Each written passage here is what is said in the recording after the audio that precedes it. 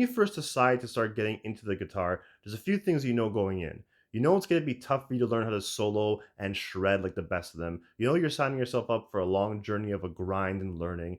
But there's a few things that surprise you during your journey. So with that said, I'm going to share with you 6 things that surprised me when I first started learning the guitar. And also, I asked the Reddit community of tens of thousands of guitarists to hear their opinion on the intermediate and advanced perspective of what surprised them when they first started learning the guitar. So I'm going to share that with you at the end of the video as well. So with all that said, I'm Dan from Beginners Helping Beginners. Let's get started.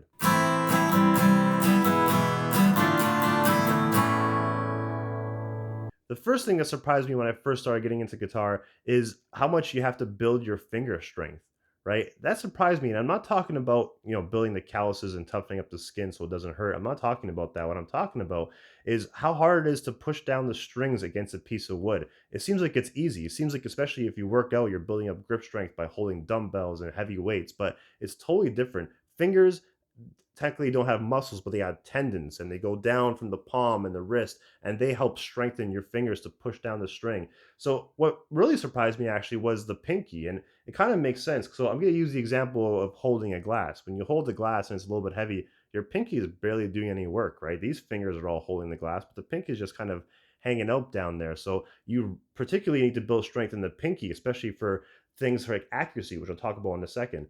But when it comes to strength, what I really started noticing it was when I did the F chord. So let me pick up the guitar for a second. You got the F chord over here, which is right here. There's a bar chord version. And it takes a while to start learning how to push the whole finger down to bar all the strings on the first fret. But that I learned after a week or two. But what really surprised me to learn was I at one point didn't think I was ever going to learn was holding down just the two strings right here. Holding down these two strings for the mini F chord were impossible for me. It was like 2 weeks of being like, okay, I guess I can't learn this chord because I can't hold down these two strings. Because the closer the strings are to the nut over here, the harder they are to push down, especially on acoustic. So at a certain point, I was like, maybe there's something wrong with my guitar. I literally cannot push down these two strings at the same time. And what really surprised me is that my fingers started to get sore. So when my finger got sore, it was kind of similar to when your biceps are sore when you start working out, and then a couple days later you can start lifting heavier and they stop being sore. The finger was like that as well. My finger stopped being sore, and all of a sudden I could do it no problem. I could hold down both strings, and I don't need to do these little tricks where you push down with your thumb at the back of the board and push down with your finger, or do the pulley effect where you push down here, then you pull over here to make it easier to pull with your finger. You don't need to do all that. Just keep working at it, and eventually your fingers could just do it. You have to build that finger strength. So that was the first thing that really surprised me. The second thing that surprised me kind of goes along with the first thing, and it's pinky accuracy.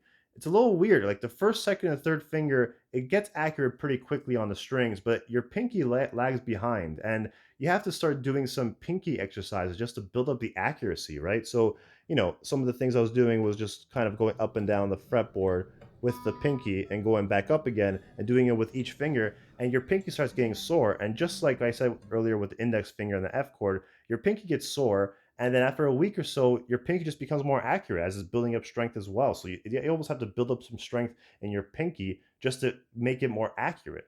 So that was pretty surprising. The third thing that surprised me to learn is just how much of the guitar is muscle memory, right? You see people shredding and going up and down the fretboard, and you're like, how do they get it so accurate? How do they not take an extra second to learn? Because in the beginning, you're literally like, okay, first finger on the second string, close to the fret as you can, second finger on the fourth string, this, and then you don't ring the top string.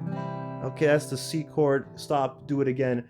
And then you do that a couple times, and after a week, or not even a couple days, even not even a week, you start doing it like muscle memory. You just start being like not even looking. You close your eyes and you can do the C chord. So that was really surprising to learn, just how much of guitar is muscle memory. The fourth thing that surprised me to learn is how much harder it is than you think to sing and play at the same time. You kind of take it for granted because everyone you watch on TV could do it. And you think, okay, if you could sing, you could play guitar, doing both at the same time is no problem, right? Well, it's much tougher than you think. So it all depends on the melody as well. If you're playing something that where the melody kind of matches the vocals and it's easy, but if it mismatches and it's a different tempo, it becomes a lot more challenging. So the example I like to use is I don't have a guitar strap on me, but I'll try to show you the Lumineers Ho Hey. I belong with you, you belong with me, you're my sweetheart.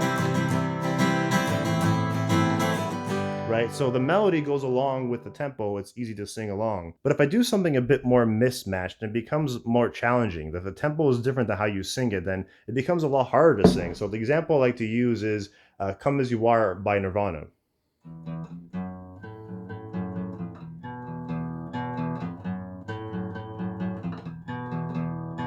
Come as you are.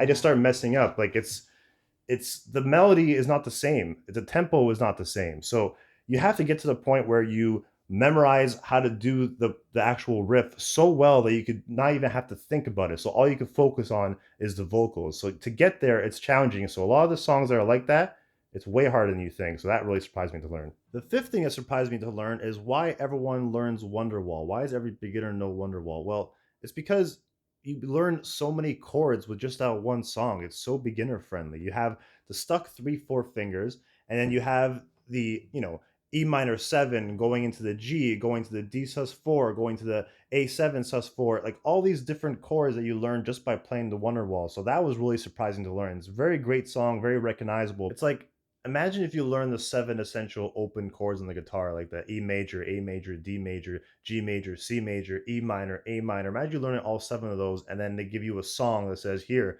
practice this song. You learn all 7 chords and the changes between all 7 chords. Everyone will learn that song too. So just it really explains why everyone knows Wonderwall, and it's why it's such a great beginner song. So that surprised me to learn as well. And the sixth thing that really surprised me to learn when I first started learning the guitar is just how easy it is to improvise. And I'm not saying it's easy to come up with a solo or anything, but what I mean by improvising is just like, you see somebody, a really good guitarist, just you give them a guitar and you say, start playing whatever. And you marvel at the fact that every note they play sounds so good together. And you're like, how do they know where to put their fingers on the fretboard to make it sound good? How do they do that?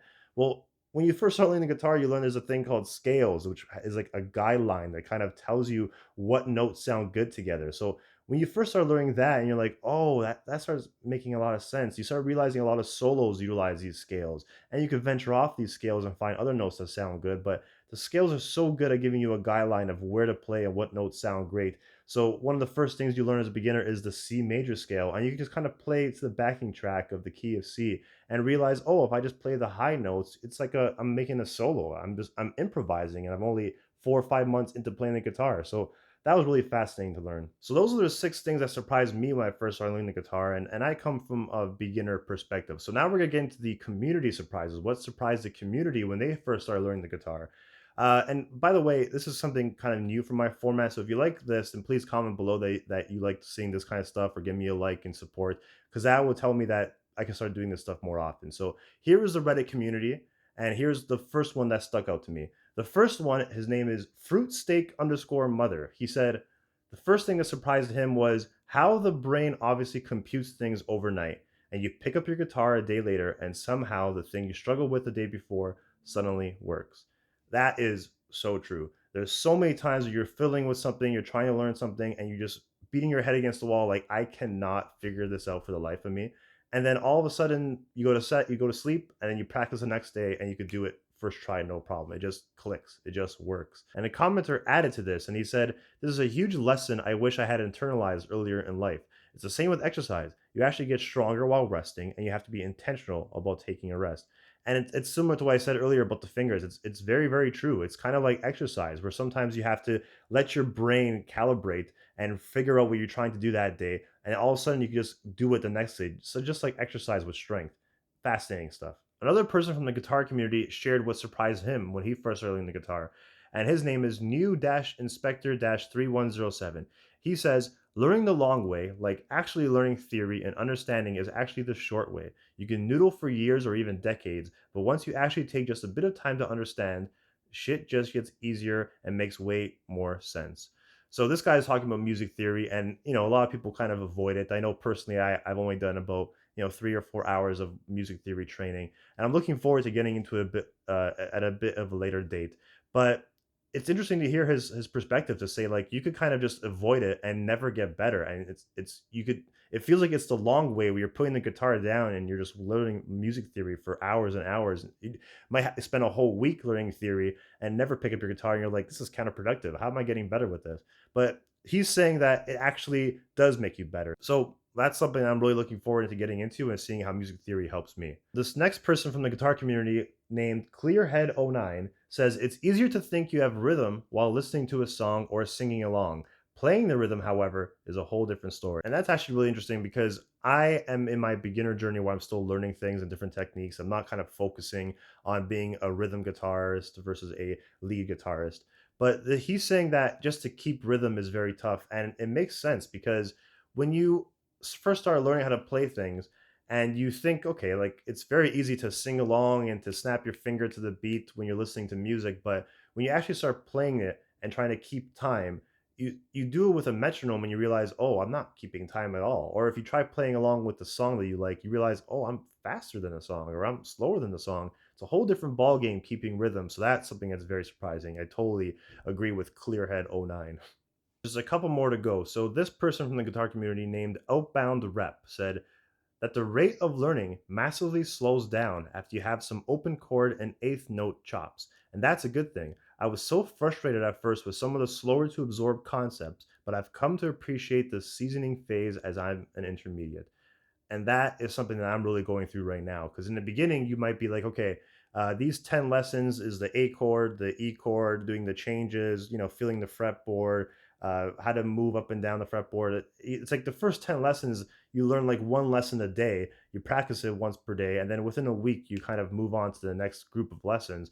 And then as you start moving down on your guitar journey, where I am at, I'm now learning finger style. And I watched one finger style lesson, how to do Happy Birthday, and I've been working on it for like 2 weeks. And it's like Happy Birthday fingerstyle is taking me a long time, and that's just one little aspect of learning the guitar. So it really does make sense that as you start learning more, your progression starts slowing down. You're still learning, but it takes longer to learn. So that's something that really surprised me when you first started learning. But it's something you got to embrace. So this next one I thought was really good because I also am curious if you agree with this one. So maybe if you are intermediate or advanced guitar player, say in the comments below if you agree with this or if you have other suggestions. So what he says, his name is Flynn Nizza, and he says inner ear needs to be connected to the fretboard via singing, and there's no other way to develop this connection.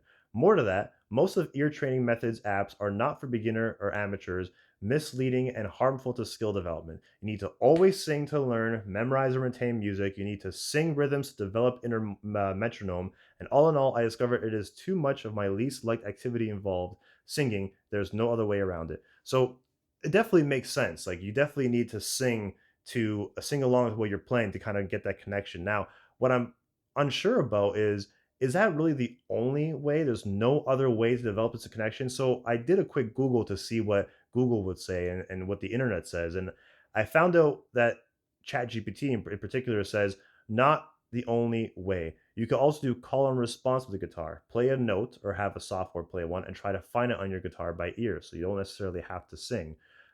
Ear training apps. There's the apps that he mentioned that is not good for beginners.